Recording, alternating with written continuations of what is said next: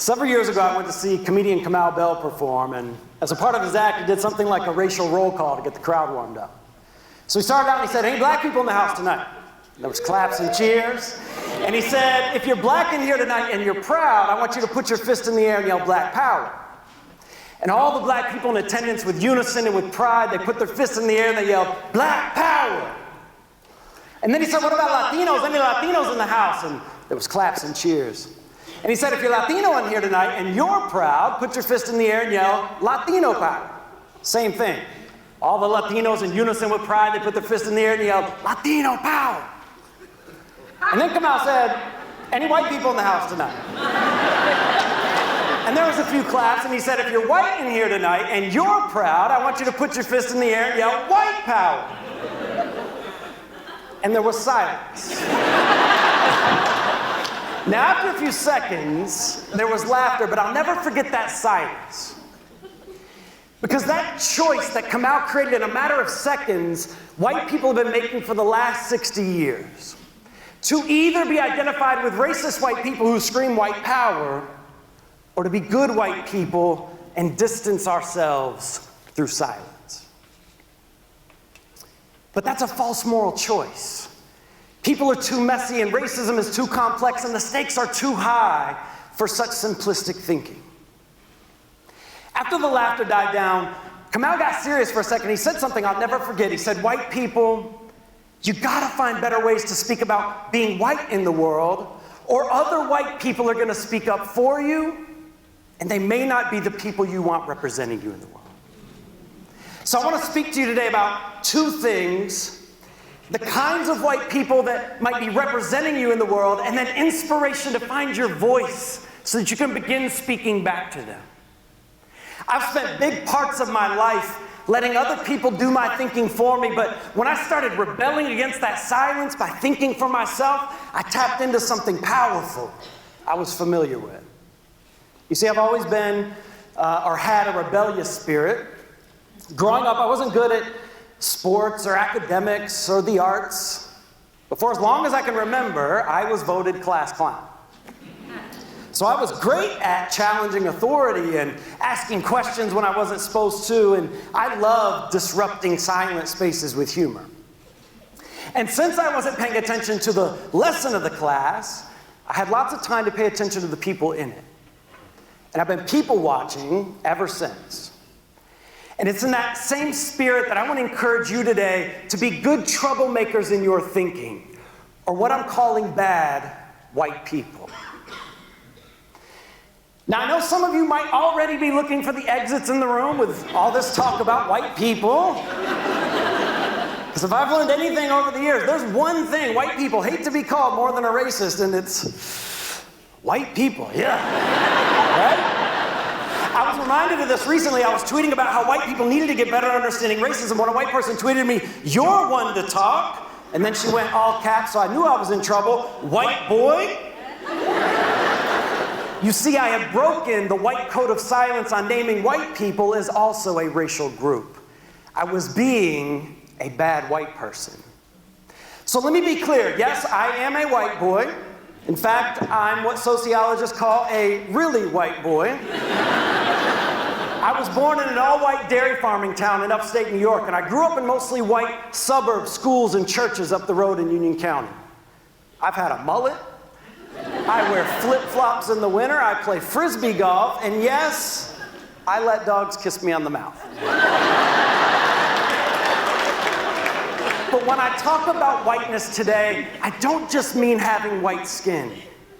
I mean what James Baldwin meant when he said that our identities are like clothes that we wear to cover the nakedness of the self. You see, we don't just have races, we wear them to make sense of ourselves and the world. And like clothing, we sometimes grow accustomed to the fabric and we forget that we're wearing them. So if you're non-white here today, we need you too. Because more often than not, you can see how we're wearing our whiteness better than we can. So I want to encourage all of us today to wear our whiteness robes loosely so that we might see them and feel them for what they are and ourselves for what we might become. Because as Baldwin says, it's trust in one's nakedness is all that gives one the power to change one's robes. Now, since we're being class clowns in our thinking, I want to use a typical classroom as a metaphor for looking at the robes of whiteness. And I want to encourage all of you to sit in the back of the room and be willing to look with new eyes. Be willing to challenge those voices speaking for you. And be looking for your own voice along the way. Now, the first characters you are familiar with, white bullies.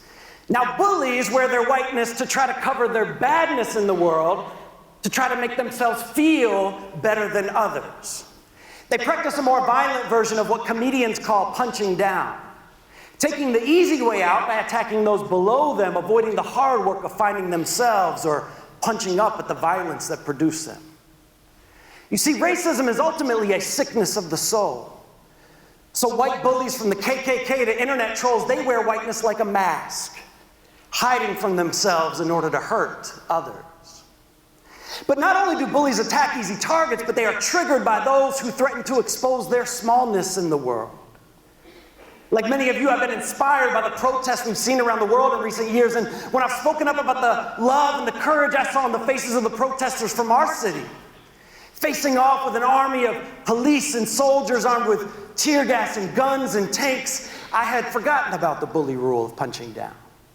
But white people from my past quickly reminded me, confused and angry, that I would also be outraged at injustice and inspired by the protesters. You see, I was being a bad white person. And as a class clown, what always bothered me about bullies was that instead of dealing with their pain through friendship, they took it out on the rest of us. And it's the same with white bullies today. Their anger is real, it just isn't true.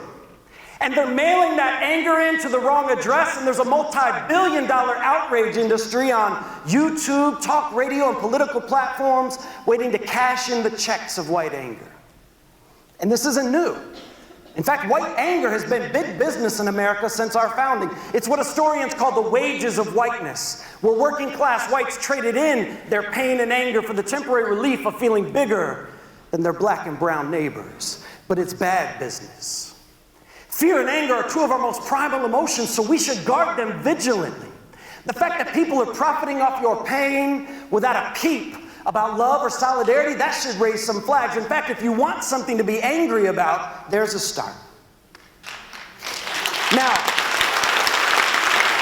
because bullies have often worn their whiteness loudest in the world, they've often received the most attention, but it's really been white hall monitors, standing quietly in the front of the class, taking names who played the larger role in the history of whiteness. So whereas bullies wear whiteness to feel good, hall monitors wear whiteness to get goods. These are goods white people, but here goodness is not about the character of the person, but about making good deals. It's replacing the golden rule with the rule of gold, and the way you get goods as a hall monitor is not by being your brother's keeper, but by keeping your brother out. Whiteness here is worn like a stiff-collared shirt. President Eisenhower explained this. Speaking about white Southern parents during desegregation, he said, "These are not bad people. All they're concerned about is that their sweet little girls are not required to sit in school alongside some big black bucks." The emphasis there is not on the hatred of the black students, but on the goods for the sweet little girls. You see, when your goodness is confused with goods, your world becomes like a game of Monopoly, and your neighbor just another piece on the board. All space becomes your space, all time, your time, all goods, your goods. The hall monitor ethic says, we're going to destroy your neighborhood to build a highway through it, but not because we hate you, but because we love short commutes. Or we're going to give you subprime loans for your house, but not because we hate you, because we love high interest rates. Or we're going to build our own schools, taking the best teachers and resources, not because we hate your children, but because of our sweet little girls. And there's a common thread connecting hall monitors of the past saying you can't vote yet, get an education now, or eat in my restaurant, to the hall monitors of today, policing people walking down my streets, barbecuing in my park, kneeling during my anthem. This is not about hatred, it's about goods. As a class clown who largely saw school as a place to laugh and make friends, I couldn't stand hall monitors. I could handle bullies because at least I could understand them, but I could never understand the motivation of a kid turning a place of joy into a place of law and order. And the gag is, hall monitors police white people too. I've heard white hall monitors call poor and working class whites ignorant and lazy. Ironically, the same slurs bullies use for other races. Now, I come from working class people, who to this day are some of the smartest, hardest working people I know. So I was offended because, again, I realized I was a bad white person. This isn't new either. Historically, wealthy whites called groups like the Irish, Italians, or Scots dirty whites because they were too wild, they worked the wrong kinds of jobs, and they didn't have the right kinds of manners. Now, more often than not, dirty whites have tried to clean themselves up and behave for history's hall monitors. There's always been a thread of bad white people who've embraced the dirtiness of their struggle and joined their neighbors in solidarity. We should hold on to that thread, however tiny. As Southerners, we have an intimate relationship with the land, the dirt. In fact, when we want to talk about hard work, we even say things like, you got to roll your sleeves up and get your hands dirty. And man, I wish we had that energy for working against white supremacy in the world. Because for a people that love meritocracies, we have not been pulling ourselves up by our bootstraps in racial justice work. Now, by now you might be thinking, well, just like a classroom, aren't bullies and hall monitors in the minority? What about the majority of white people? What about the rest of the class? And I'm sure the majority of the white people you know are diversity-loving, inclusive people who stand against racism. And decades of survey data show us that racial attitudes of whites have improved over the years. The problem is racist policies have largely stayed the same, or in many cases gotten worse. We now have what sociologist Bonilla Silva describes as racism without racist. Well, how did we get here? During the civil rights era, white people saw ourselves in a mirror through the violent images we saw on the paper and on TV. We didn't like what we saw. So we distanced ourselves from those bad white people and created a culture where not seeing race became a way to be good in the world. And that's how we got the colorblind classroom. So whereas hall monitors wear whiteness to get goods, the colorblind classroom wears whiteness to be good. And we show our goodness as non-racist by blaming white bullies, closing our eyes to race, or by shrinking in shame or silence to show our agreement with its badness. Whiteness here is worn like a uniform. But our silent seriousness has meant that we don't have anything serious to say, even when we do want to speak about race. In 2006, for example, 100 middle-class white parents volunteered to be part of a study where they would talk to their children openly about race. And what's most interesting about that study is not the findings, but the fact that the study never happened. Only 6 out of the 100 parents were able to have open conversations with their children about race. The others either dropped out saying, I just couldn't bring myself to do it, or I didn't have the words, or if I did, I reverted back to colorblind language like we're all just the human race. As a class clown, what always bothered me about the silence of the classroom was that goodness was about conformity, replacing thinking for oneself with the approval of groupthink. And the problem with shame and colorblind goodness is that they are like emotional straitjackets, tying our hands and covering our mouths when it comes to race. The problem is we've been bad students of racism. Not only have we not done our homework, but we've been working on the wrong assignment, our goodness. Instead of listening and learning to the voices of those experiencing racism and then joining them in fighting it, we've been working on another project altogether. And I would know, because I've spent most of my life trying really hard to be a good white person. I love making people laugh, and I pride myself on having friends from all walks of life and from all around the world, but eventually I realized that my goodness made me feel good, but it wasn't doing much for making the world good. And my goodness felt lifeless in the face of mass incarceration and the racial wealth gap, immigrant rights, and police brutality. And it feels lifeless now when I see the way that whiteness is killing white people too. Through the opioid epidemic, suicide rates, and white poverty, you see the goodness of non-racism is no match for the badness of racism. We are living through another mirror moment in history. Through the shrinking white population and the rise of social media, white people are looking at our robes of whiteness once again. And our closets are mostly full with the masks of bullies, the stiff shirts of hall monitors or the uniforms of the colorblind classroom. So it's time we get some new clothes. Because we do not choose the skins we're born with, but we do choose how we'll wear them. I've been thinking a lot about the class clown as a metaphor for how can be better bad white people and turning a mirror back on the lies and stupidity of white supremacy in all its robes. You see, it wasn't until I started speaking up about injustice in the world that I became a bad white person. People love clowns that make them laugh. They kill clowns that make them think.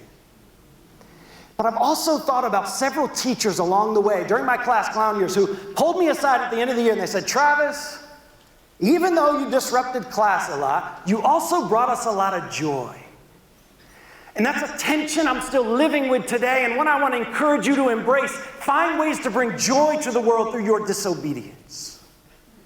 Because I believe every one of us has a little spark of rebellion inside of us that gives us freedom to speak back to the world. And I know that there is comfort and security in hiding in the robes of whiteness, but there's greater freedom in throwing off those robes, robbing you of a voice in the world. So find your voice. Be rebellious. Be bad white people. Thank you.